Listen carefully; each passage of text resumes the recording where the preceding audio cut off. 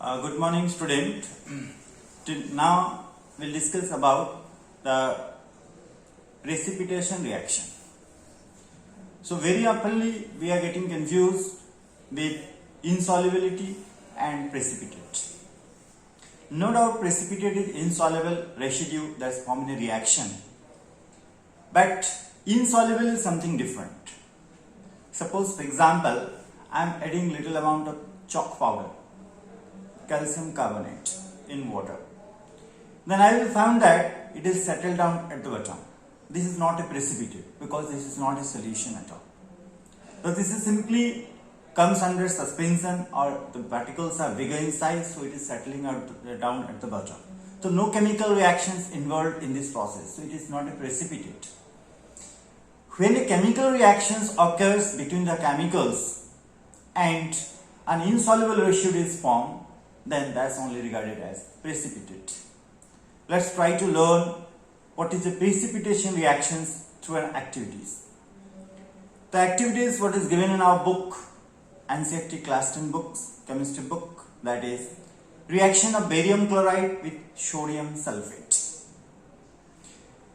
So for this I am taking the chemicals. This is barium chloride, you can see, and this is sodium sulfate, you can see.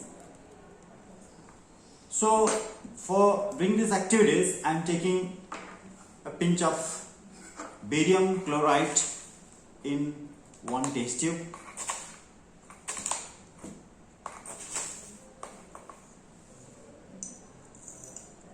So this is barium chloride. I am making its solutions.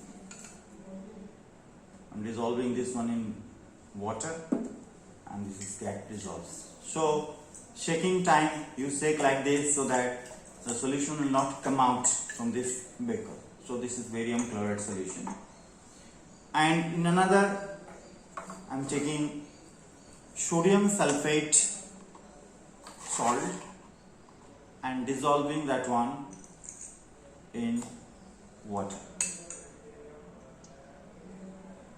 So it's getting dissolved.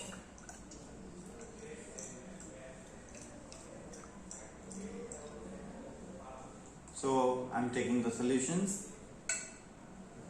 So this is the barium chloride solution.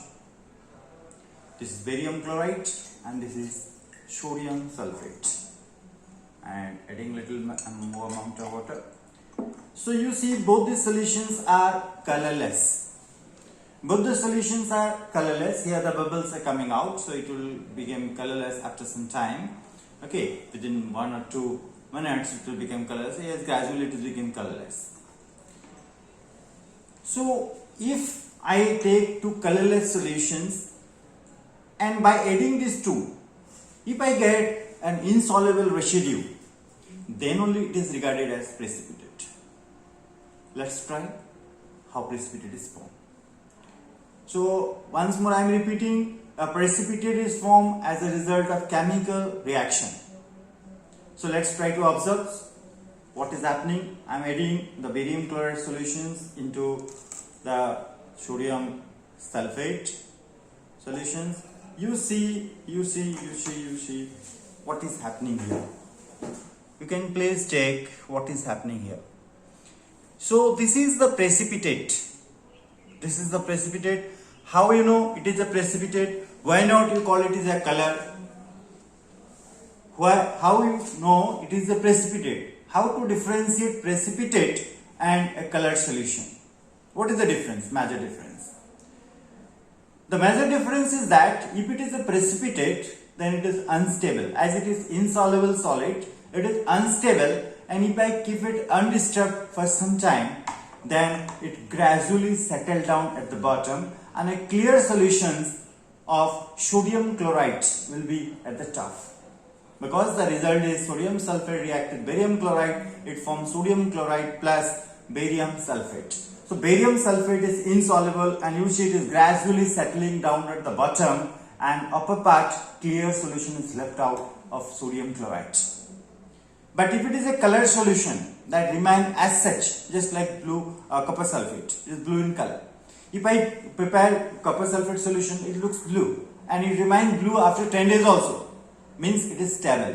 So insoluble and unstable, which is settled down at the bottom and which is forming reactions, that's only called a precipitate. Thank you.